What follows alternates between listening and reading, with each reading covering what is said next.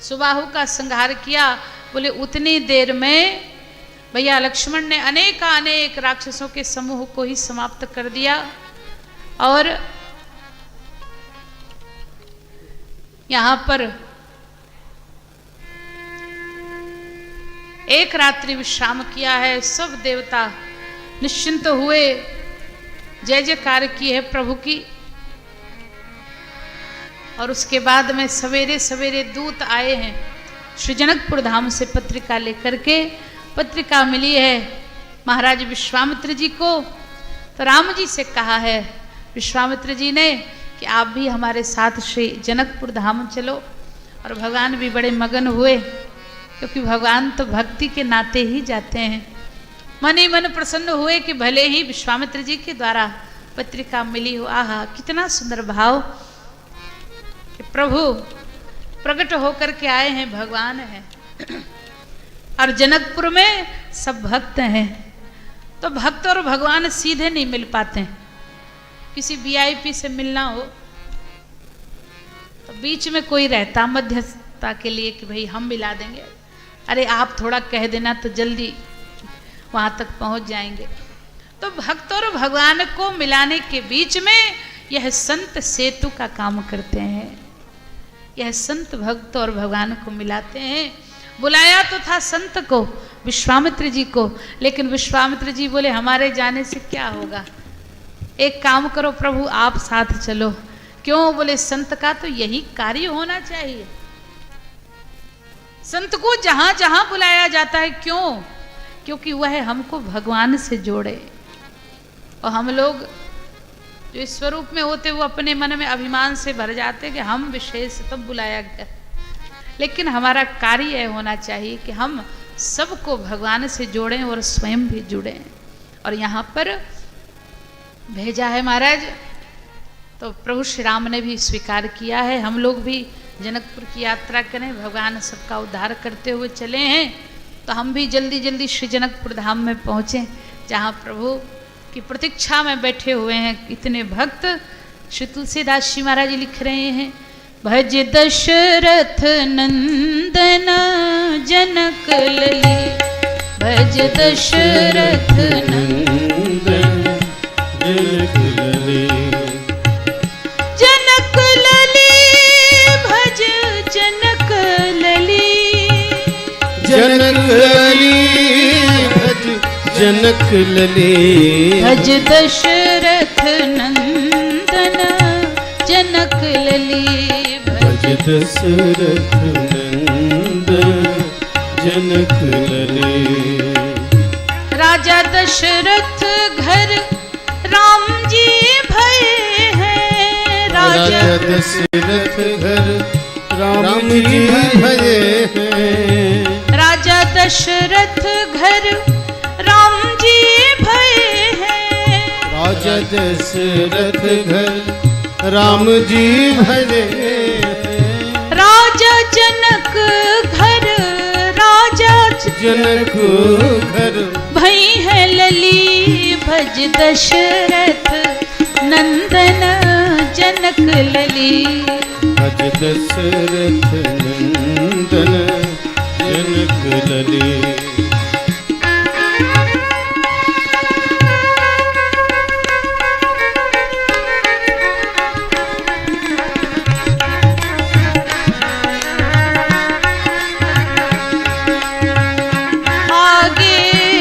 विश्वामित्र महामुनि, आगे विश्वामित्र महामुनि, पाछे से लक्ष्मण, पाछे से लक्ष्मण, अतुल बली, भज दशरथ नंदन जनक लली, भज दशरथ नंदन जनक लली, जनक लली भज जनक लली, हाँ जनक लली भज जनक लली, भज दशरथ नंदन जनक लली, भज दशरथ नंदन जनक लली, भज दशरथ नंदन जनक जनक लली। अज दशरथ नंदन जनक लली। भगवान चले हैं विश्वामित्र जी के साथ में। मार्ग में जाते जाते अहिल्या माता का उद्धार भगवान ने किया है। बड़ा सुंदर मार्मिक प्रसंग है कि जब पहुंचे हैं भगवान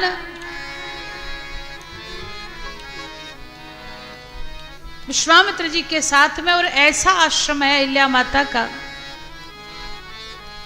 कि जहां पर किसी ऋषि मानवों साधकों की कौन कहे, कोई पशु पक्षी भी नहीं है, कोई देखते ही नहीं है। एकदम उजड़ा हुआ आश्रम है जहां पर शिला रूप में माता अहिल्या हैं, जिनकी ओर कोई नहीं देखता। प्रभु श्री राम जी की दृष्टि गई, सबसे आगे विश्वामित्र जी जा रहे थे, उन्होंने भी नहीं देखा। पर जब प्रभु श्री राम जी की दृष्टि गई तो विश्वामित्र जी से पूछा मुनि शिला प्रभु देखे। गुरुदेव ये शिला कैसी पड़ी है? विश्वामित्र जी महाराज बोले, राम इस शिला की ओर तो कोई नहीं देखता, आपने ही क्यों देखा? प्रभु श्री राम ने कहा, गुरुदेव मैं अपने स्वभाव से विवश हूं। क्यों? बोले बस यही मेरा स्वभाव है कि जिसकी ओर कोई नहीं देखता उसकी ओर ये दृष्टि अपने आप ही चली जाती है। देखा राम जी ने। विश्वामित्र जी महाराज ने कहा कि राम आपने देखा तो क्या आप इस शिला का उद्धार करना चाहते हो? राम जी बोले नहीं मुझे उद्धार नहीं करना है। फिर बोले मैं तो कर्ज चुकाना चाहता हूं। तो राम आपके ऊपर भी किसी का कर्ज? हाँ। तो आपका लेना देना किससे चलता है? भगवान बोले हमारा लेना देना भक्तों से चलता है, ज्ञानियों से नहीं चलता। क्यों? बोले ज्ञानी कबीरदास जी की तरह कहते, कछु लेना ना देना मगन रहना। वो तो कहते कोई दूसरा हो तब तो लेन देन हो। तो ज्ञानी क्या कहते? बोले हम ही थे भूले, हम ही में भूले, हमें खोजने हम ही चले, हम ही ने खोजा हम ही ने पाया, हमें मिले तब हम ही मिले। तो भगवान बोले जब ज्ञानियों को हमसे कुछ लेना देना नहीं तो हमें ज्ञानियों से क्या लेना देना? हमारा लेन देन भक्तों से चलता है। एक भक्त से लेता हूं, दूसरे को देता हूं, बस यही मेरा लेन देन का ही काम है। तो आज किस भक्त का कर्ज चुकाना चाहते हो? प्रभु श्री राम ने कहा, गुरुदेव एक भक्त हुए हैं प्रहलाद। और प्रहलाद के पिता हिरण्यकश्यप ने जब पूछा कि तुम्हारे भगवान कहाँ निवास करते हैं, जिनको रात दिन रटते हो, स्मरण करते हो? प्रहलाद जी ने कहा कि हमारे भगवान कहाँ नहीं है, सब जगह है हमारे प्रभु। और जैसे कहा तो क्या इस पत्थर के खंभे में भी तुम्हारे भगवान हैं? प्रहलाद जी ने विश्वास के साथ कहा कि हाँ, इस पत्थर के खंभे में भी हमारे प्रभु हैं। तो आज प्रभु श्री राम ने कहा कि एक भक्त हुए हैं प्रहलाद, जिन्होंने मुझ भगवान को पत्थर के खंभे से प्रकट कर दिया। तो मैं कैसा भगवान इस पत्थर की शिला से अपना एक भक्त भी प्रकट ना कर सकूं? इसलिए मैं तो अपने भक्त का कर्ज चुकाना चाहता हूं। आहा, ऐसे दयालु परमात्मा दूसरे कोई हो ही नहीं सकते। उद्धार भी कर रहे हैं, लेकिन कह क्या रहे हैं कि मैं ऋणी हूं। और अहिल्या माता भगवान से चाहती क्या है?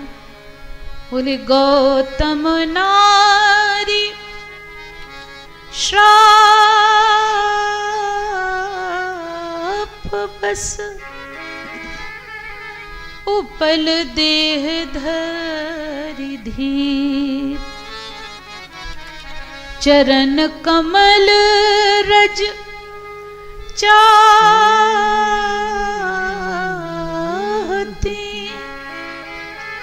कृपा करहु रघुबीर। और भगवान ने कृपा भी कर दी है। तो किया क्या प्रभु ने? पर सत पद पावन शोक न सावन प्रगट भई तप पुंज सही देखत जन सुखदायक सन्मुख होई कर जोर रही। प्रणाम किया, भगवान को स्तुति गा रही हैं। तो आज अहिल्या माता को जब प्रभु का दर्शन हुआ तो अहिल्या माता कहती हैं कि प्रभु बड़ा अच्छा किया जो हमारे पति ने हमको श्राप दे दिया। क्यों? बोले अगर यह श्राप ना मिला होता तो आज यह चरण हमारे सिर पर नहीं आता। तो अहिल्या माता कह रही हैं मुनि श्राप जो दीना अति भाल कीना, मुनि श्राप जो दीना अति भल कीना, परम अनुग्रह मैं माना, परम अनुग्रह मैं माना। देख्यो भरि लोचन हरि भव मोचन इह ही लाभ शंकर जाना।